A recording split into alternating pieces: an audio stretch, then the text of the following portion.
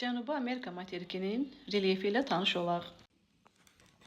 Deməli, şimalda Qalinyas, qərbdə Parinyas, cənubda Froyert, şərqdə isə Cabo Branco burunları, ucqar nöqtələridir. Belə ki, Qalinyas Kolumbiyada yerləşir. Baxın, Q, K. Parinyas isə Peruda yerləşir. P, P. Froyert Çilidə, Cabo Branco isə Braziliyanın ərazisində yerləşmişdir.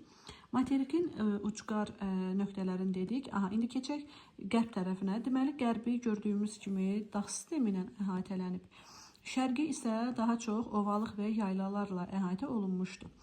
Ant dağları, deməli, materikin qərbi ilə Karib dənizindən odlu torpaq adalarına qədər uzanmışdır və dünyanın ən uzun dağ sistemidir.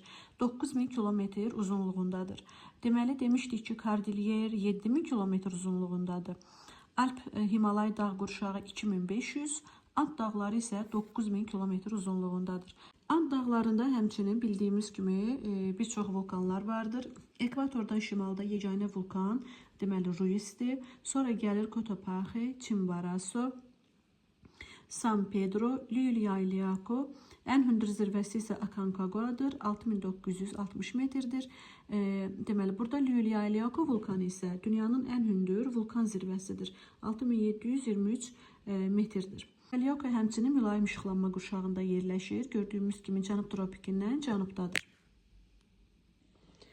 Deməli, dağların arasında hündür platolar vardır. Burada 20 cənub enliyi, baxın burada 20-ci enlik üzrə dağların arasında Altiplano adlanan yayla yerləşir. Peru və daha doğrusu Boliviya və Çilinin sərhədində.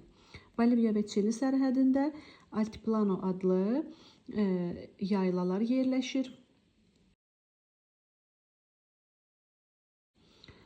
Sonra Ant dağları həmçinin dünyada mis qurşağı kimi tanınır.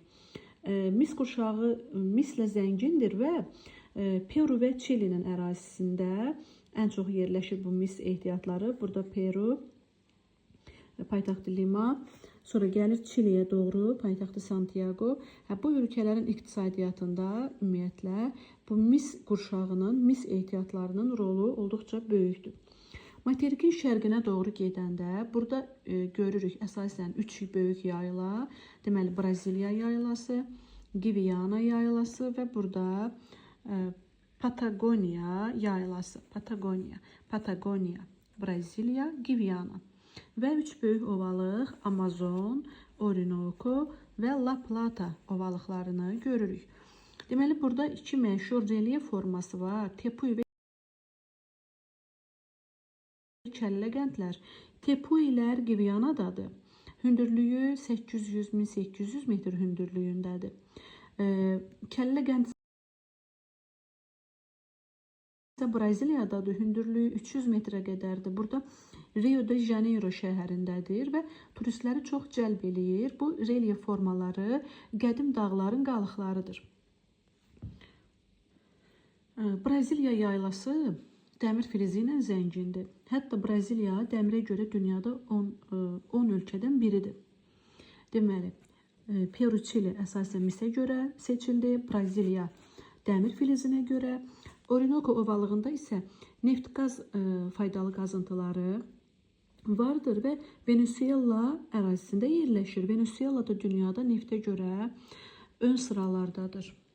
Həmçinin burada deməli Valdez yarımadası vardır. Ümumiyyətlə materikə baxanda görürük ki, girintili çıxıntılı deyil. Ada yarımadası o qədər də yoxdur. Yeganə yarımadası Valdez yarımadasıdır. Ada odlu torpaqdır burada. Burada Falklanddir. Bu qədər.